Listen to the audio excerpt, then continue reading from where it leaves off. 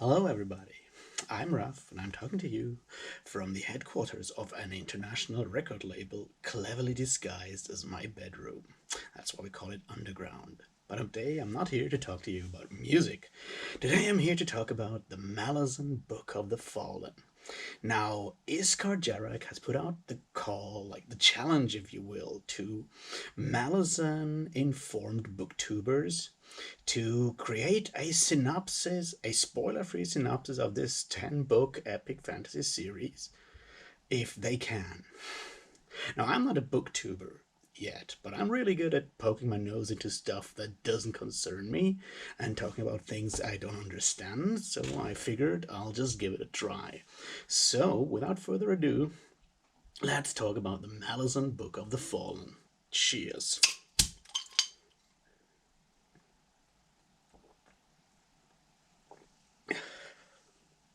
Yeah, well, as we already said, the Malazan Book of the Fallen is a 10-book epic fantasy series, 10 very big books, and it's kind of different from other fantasy series, or so its fans will tell you. And that's sort of the point of this. I'm trying to explain what you might get into if you have never heard about Malazan before, and I'm trying to do this without any spoilers. To do this, I'll give you a definition and then I'll kind of, look at each of those points in that definition to explain what I mean, and then I'll come back to the definition at the end of it, and maybe we'll all be a bit smarter or at least have long words to throw at other people, which is also not, to be sneezed at. All right. So, the Malazan Book of the Fallen is an epic fantasy series that is written like a classical 17th, 18th century historiography, but written by someone who actually has the sensibilities of a trained writer in our contemporary times, that is, with the sensibilities of postmodernism and post-structuralism in there. All right, that's a lot, right? So let's, unpack that for a moment. What do I mean by historiography? Now, a lot of people that talk about Malazan will say it's like history of the Malazan Empire. And that's kind of true, but we have to distinguish between history and historiography. History is like, looking at stuff that happened broadly. Historiography is writing that down. And by writing it down, you always put it into some kind of narrative. That's unavoidable. But historiography has changed over time. Historiography is the art of writing down history. That's, I guess, a good definition.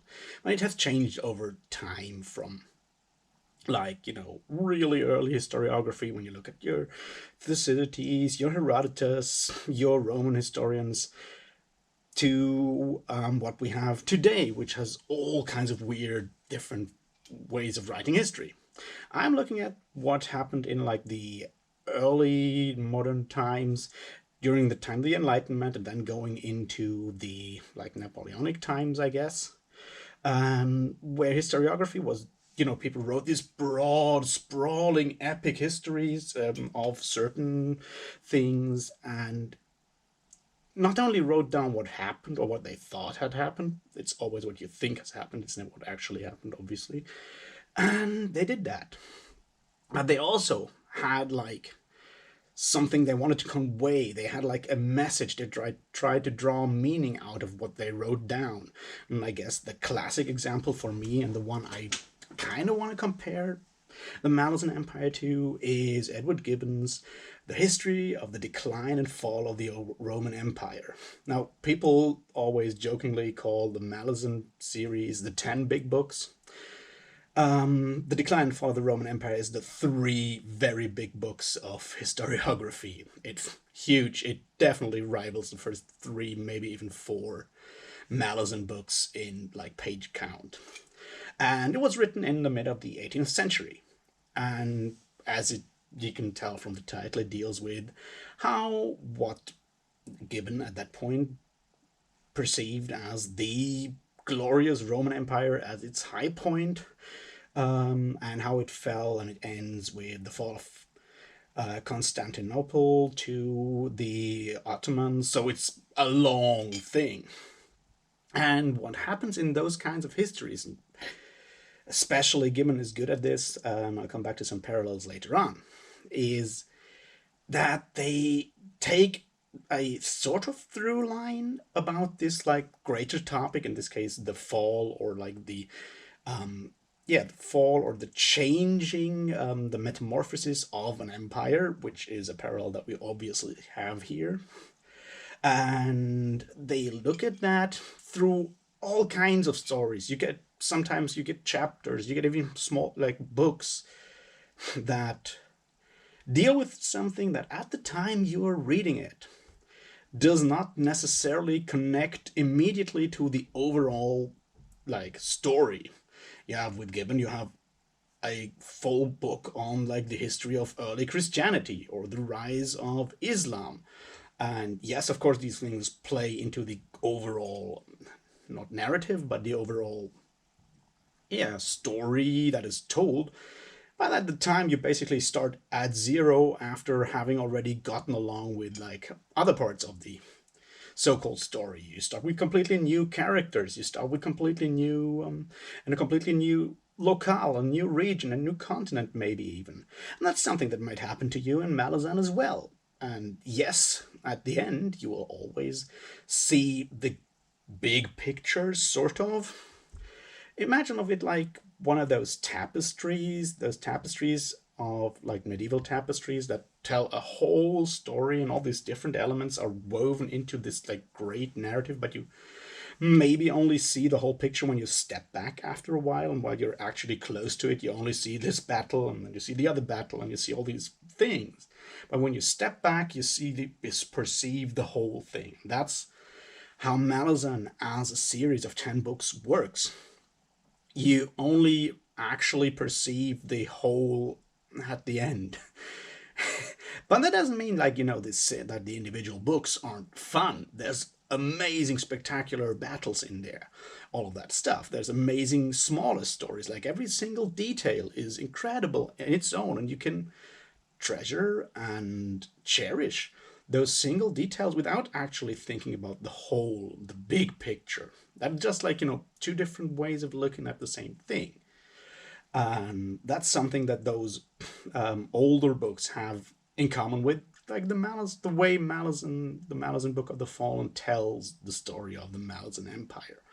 Another parallel is that a large part of it is concerning the army. Now, with the Roman Empire, obviously the Roman army, especially the Praetorian Guards, are an important part of how the empire is ruled. A parallel that you might see in the Malazan Empire as well.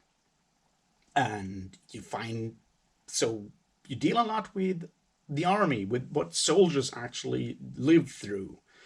And the next part is religion. Now, religion is different between what we find in the Roman Empire or the decline and fall of the Roman Empire, because it is written from a broadly, slightly Christian perspective. Might call it deist, but it's a bit out there. Now, in a fantasy story, gods are real. Not only real, but the gods, in this case, the pantheon, takes an active part in the events. And that brings us to like the big themes that we'll come to. So religion, or the activities of gods, broadly divine beings, play a large role in this story. That's the next thread. So we have army, religion, we have economy in there, that plays a large role. Like all the things that you really hated from your history class, they're all in there, but this time they're fun because there's interesting characters doing these things. And that was sort of the strength that you found in Gibbon. Is like he was really good at making individuals shine as characters. And it's something that you will find here as well, because it is still a novel and it's supposed to be fun to read. So you have interesting, engaging characters going through all these things. And in the meantime, these broader topics, these themes of how empires behave, what kind of methods of control exist, economic, religious, moral, military, those things are discussed sometimes in personal discussions very directly, sometimes they're just shown on a broader scale. The next thing we have to deal with, the next topic that is important in this book, is the topic of the individual versus forces, large forces that cannot be controlled, like the dynamics of different forces, empires clashing, gods clashing, different groups of gods clashing, different groups of not humans, they're like all kinds of species, like different groups of intelligent species clashing, different groups of mortals clashing with groups of immortals. But the question it always boils down to is, what can I, as an individual, a small wheel in this, what can I do in the face of this large, unstoppable seeming impossible forces? How can I keep my humanity? How can I keep my, for a better, my personality and soul? How can I keep those? That's a big question that Malazan asks. Apart from like the more traditional question that here historiography and history asks, how do forces interact with each other? So those are the big topics. Now you get those packed into like an epic fantasy world. There's all kinds of interesting races, not races, like species, interesting species. There's interesting magic, like magic on a scale that is impressive to like levels that you've rarely seen anywhere else. There's military tactics in there, like impressive military tactics, because magical elements can be used to make warfare more modern than your average like Roman battle legion or your like medieval horde of knights that basically can just ride in one direction and then fall off their horses. No, there's tactics and strategy can play out in there. So you get military narratives in there. You get impressive fireworks, magical fireworks.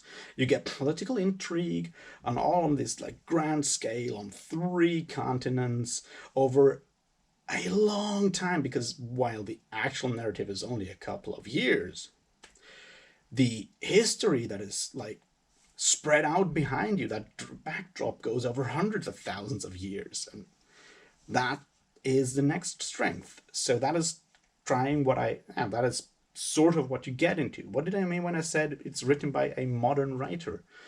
It uses techniques that you might not always find in many other contemporary fantasy books, because Erikson as a writer has studied writing in general and uses methods, like uses techniques pioneered in the last 50 years in postmodernism, post-structuralism.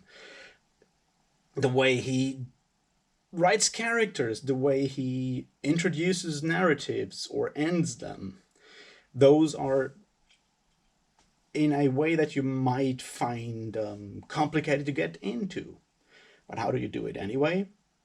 You know, that what I said earlier with the large tapestry. You focus on the small things that you understand, the small things that are intriguing.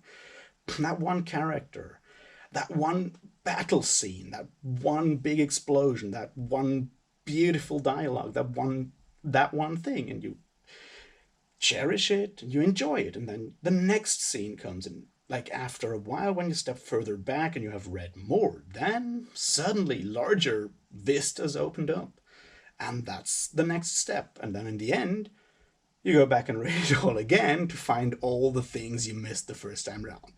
So that's what I meant by a historiography in the form of a fantasy novel written by a postmodern, post-structuralist trained author.